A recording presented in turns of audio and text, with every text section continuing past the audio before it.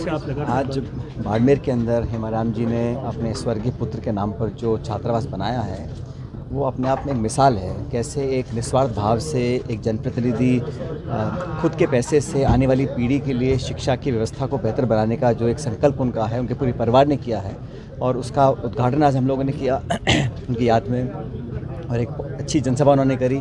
तो क्षेत्र के लोगों का, इलाके के लोगों का, ज़िले भर के लोगों का उनसे बहुत एक भावनात्मक जुड़ाव है और जिस प्रकार आज जनसभा में लोगों के जो भाव प्रकट हुए, जो उनकी बातें सामने आईं, उससे देखकर लगता है कि हेमाराम जी का और इस पूरे मारवाड़ का जो एक संबंध है वो अटूट है और बहुत लंबे समय तक वो इस इलाके की सेवा करते रहेंगे। सर, यहाँ तेल निकला, लोग कह रहे थे कि दुबई बन जाएगा, लेकिन लोकल लोगों को आज भी रोजगार के लिए तरसना मैंने तो कहा भाई देश में ऐसी कई जगह हैं जहाँ रेगिस्तान के इलाके थे, जहाँ पर खनिज और तेल निकलने के बाद पूरा काया पलट हो गया।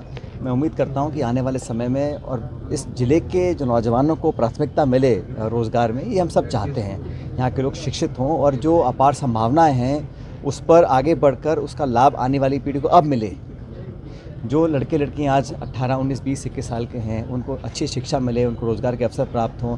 और मैंने बार बार कहा कि जो इशू है समाज में करप्शन का, उसके खिलाफ हम सबको मिलकर एकजुटता से मुकाबला करना पड़ेगा, क्योंकि ये दीमक की तरह पूरे समाज और देश प्रदेश को खा रहा है। आप अभी आलोक आश्रम में आए थे सर, किस तरीके से शिक्षा को लेकर जो एक अलग जगह है और यहाँ आपने काफ़ी बातचीत भी की, क्या लगा सर? देखिए, सरकार के साथ साथ जो गैर सरकारी संस्थाएं हैं, जो अलग अलग समाज के 3600 बिरादरी के जो प्रबुद्ध लोग हैं, वो लोग कैसे शिक्षा को गांव तक, ढाणी तक लेकर जा रहे हैं और जीवन को बेहतर बनाने के लिए एक ही वरदान है।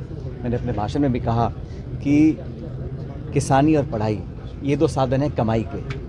किसान है वो मेहनत करके कमाता है और जो उनके बच्चे पढ़ लिख लेते हैं वो पदों पर बैठते हैं, फिर अच्छे नियम कानून बनते हैं, तभी देश का विकास होता है। तो पढ़ाई, शिक्षा व्यवस्था, वो पूरा जो वातावरण है वो निर्मित करने के लिए सबको मिलकर काम करना पड़ेगा। और बार बार मैं जोर देता हूँ कि आने वाली जो नई पीढ़ी है उसकी प्रतिभाओं को सही जगह प्लेटफॉर्म मिले, ये हम सबकी जिम्मेदारी है। जिनको मेडल मिला है वो दिल्ली में धरने पे बैठे हैं। मैंने कहा मेरा दिल दुखता है जब नौजवानों के साथ उत्पीड़न होता है। जो पहलवान धरने पर बैठे थे दिनों तक, वो उस पर कार्रवाई सरकार कतरा रही करने में, जब पूरे देश के लोग चाहते हैं जो हमारे लिए मेडल जीत कर आए हैं अंतर्राष्ट्रीय स्तर पर, ऐसे खिलाड़ी जिनका नाम रोशन हुआ देश का उनकी वजह से, आज वो न्याय की गुहार लगा रहे हैं और सरकार संकोच कर रही है काम करने में। तो ये तो उनकी जिद का प्रतीक है। और नौजवान कहीं पर भी हों, चाहे प्रदेश का हो चाहे देश का हो, उसको अगर दुख होता है तो हम सबको दुख होता है। जब प्रदेश में पर्चे लीक होते हैं या करप्शन के इशू सामने आते हैं या पेपर कैंसिल होते हैं या नौकरियां नहीं लग पाती हैं, तो हम सबको दुख होता है।